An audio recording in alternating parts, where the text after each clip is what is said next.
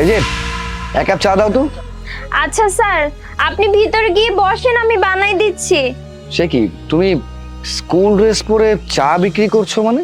Sir, school শেষ করে সোজা দোকানে চলে আসছি তো এই জন্য। আপনি একটু অপেক্ষা করেন, ভিতরে গিয়ে আমি আপনাকে ভালো করে চা বানাই দিচ্ছি। আচ্ছা ঠিক আছে, আমি গিয়ে ওখানে বসছি।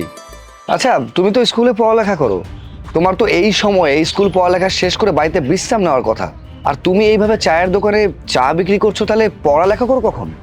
স্যার কি করব বলেন, এই দোকানটা আমার মায়ের।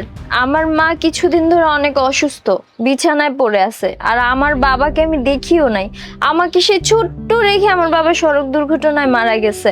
এখন ঘরের স্যার খাবারের জন্য তো চাল ডাল তেল পেঁয়াজ মরিচ কত কিছু লাগে, এগুলা জোগাড় করা লাগে। আমার মায়ের ওষুধ সবকিছু জোগাড় করতে স্যার এই কাজটা করাই লাগে।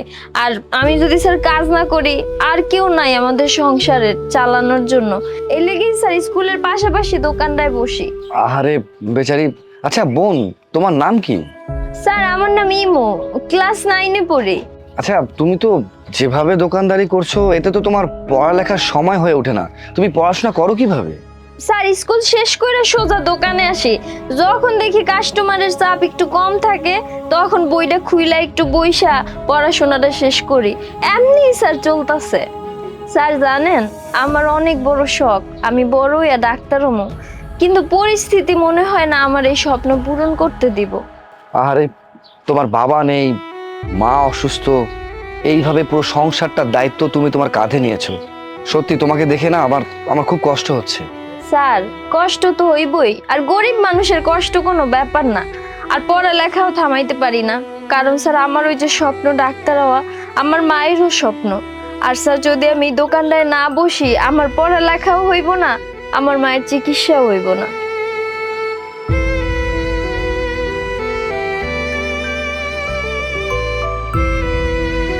এক কাপ চা দিতে পারবা? আমি দূর থেকে তোমাকে কথা শুনতেছিলাম। তোমার নাম তো শুনলাম ইমু। আচ্ছা তোমার বাবার নাম কি?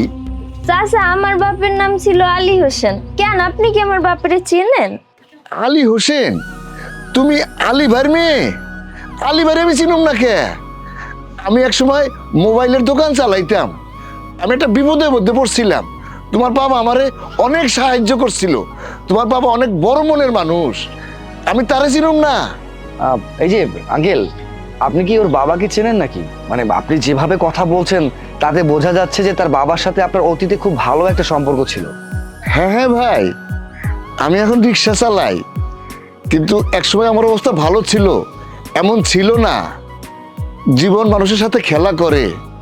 আমি এখন জীবনের কাছে পরাজিত, তাই আমি এই পথ বেছে নিয়েছি। কিন্তু আলী ভাইয়ের মেয়েটাকে দেখে আমার মনটা কেঁদে উঠলো। যে লোকটা আমার বিপদের দিনে এত সাহায্য করছে, আজকে সেই লোকটার মৃত্যু সংবাদ শুনে আমি খুব কষ্ট পেয়েছি, আমার মনটা কেঁদে উঠেছে।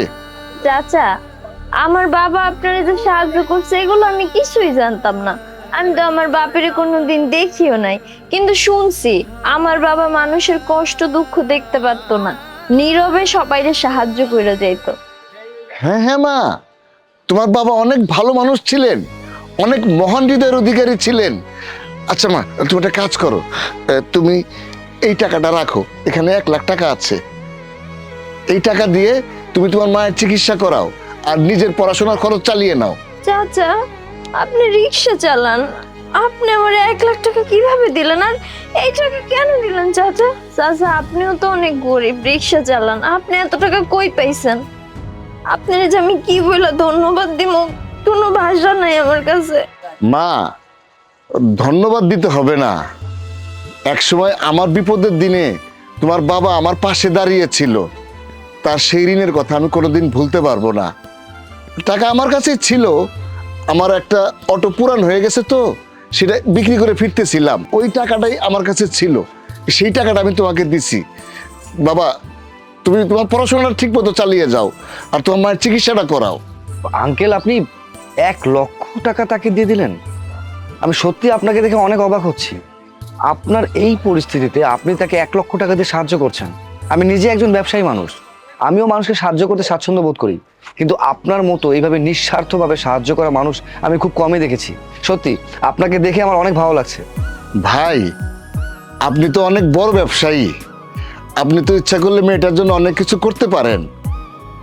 আমি মেয়েটার জন্য কিছু একটা করব, ওর একটা পার্ট টাইম চাকরির ব্যবস্থা আমি করব। আমার পুরান ঢাকায় একটা রিক্সার গ্যারেজ আছে, এই সন্ধ্যাবেলায় সেই রিক্সার যখন আসে সে জমাগুলো নিল আর খাতায় লিখে রাখলো। এর জন্য আমি তাকে 10,000 টাকা বেতন দিব। এই টাকা দিয়ে সে তার পড়াশোনার খরচটা চালাতে পারলো, সংসারের কিছুটা সহযোগিতা হবে। চাচা, আমি কোনোদিন স্বপ্নেও ভাবিনি যে আল্লাহ আমার কপালে এত ভালো কিছু লেখা রাখছে। আপনি যদি আমার একটা চাকরির ব্যবস্থা করে দেন, ওইখান থেকে আমার যত টাকা বেতন আসুক আমার চলে যাব। এই চা দোকান চালায় সংসার চলে না। আমি চাচা আপনার কাছে সারা জীবন কৃতজ্ঞ থাকবো। দেখো, তোমার জন্য আমার কাছে আর একটা অফার আছে। তুমি যদি চাও আমি তোমাকে সেই অফারটা দিতে পারি। তোমার তো ভবিষ্যৎ নিয়ে অনেক চিন্তা আছে, তুমি বড় হয়ে ডাক্তার হতে চাও। দেখো, স্কলারশিপ দেওয়ার মতো অ্যাবিলিটি আমার আছে, আর আমার এই কোম্পানিতে সেই সুযোগও আছে। তুমি যদি চাও তাহলে সেই স্কলারশিপের ব্যবস্থা আমি তোমাকে করে দিতে পারবো। এতে করে হবে কি, তোমার ভবিষ্যৎ নিয়ে তোমাকে আর ভাবতে হবে না, তোমার সুন্দর সুনিশ্চিত একটা ভবিষ্যৎ হবে। স্যার, আপনারা আমার জন্য এত কিছু করতেছেন। আমি তো মনে করছি আমার বাপ তো আমার ছোট রেখে চলে গেছে, মা এত অসুস্থ, আমার জীবনটা হয়তো শেষ। কিন্তু আপনারা দুইজন আমার জীবনে লটারির মতো হয়ে আসছেন। আমি আপনাকে স্যার ধন্যবাদ দিয়ে ছোট করব না, কিন্তু আজকে আপনারা যদি আমার পাশে না দাঁড়াইতেন আমি হয়তো আমার স্বপ্নটাও পূরণ করতে পারবো না। ধন্যবাদ স্যার, ধন্যবাদ চাচা। শোনো মা, তুমি মন দিয়ে পড়াশোনা করবে, পড়াশোনা করে অনেক বড় হবে। বড় হয়ে তুমি সবসময় অসহায় মানুষদের সাহায্য সহযোগিতা করবে। তুমি অসহায় মানুষদের পাশে দাঁড়ালে দেখবে তোমার মনটা অনেক ভালো লাগবে, তোমার নিজেকে ধন্য মনে হবে। জি আঙ্কেল, আপনি একদম ঠিক কথা বলেছেন। শোনো, আমরা দুজনই তোমার সাথে আছি, আর আমি তোমার সাথে সব সময়ের জন্য থাকার চেষ্টা করব। শোনো, যে টাকাটা তোমাকে দেওয়া হয়েছে সেই টাকা দিয়ে তুমি তোমার মায়ের চিকিৎসার ব্যবস্থা করো। আর যদি কখনো কোনো বিপদে পড়ো বা কোনো ধরনের সাহায্য প্রয়োজন হয়, তাহলে অবশ্যই অবশ্যই আমার সাথে যোগাযোগ করবে, কিংবা চাচার সাথে যোগাযোগ করবে। তোমাকে সাহায্য করার জন্য আমরা সব সময় তোমার পাশে আছি। আল্লাহ আপনাকে মঙ্গল করুক। আপনারা দুইজন যদি আমার পাশে না দাঁড়াইতেন আমার এই অন্ধকার জীবনে কোনোদিনও আলো ফিরে আসতো না। কিন্তু আপনাকে আমি একটা কথা দিলাম, আমি যখন বড় হমু, লেখাপড়া করবো, বড় চাকরি করবো, ডাক্তার হমু, আমি সব গরিব মানুষকে সাহায্য করবো, পাশে দাঁড়াবো, ফ্রি চিকিৎসা করাবো। আপনাকে আজকে কথা দিলাম।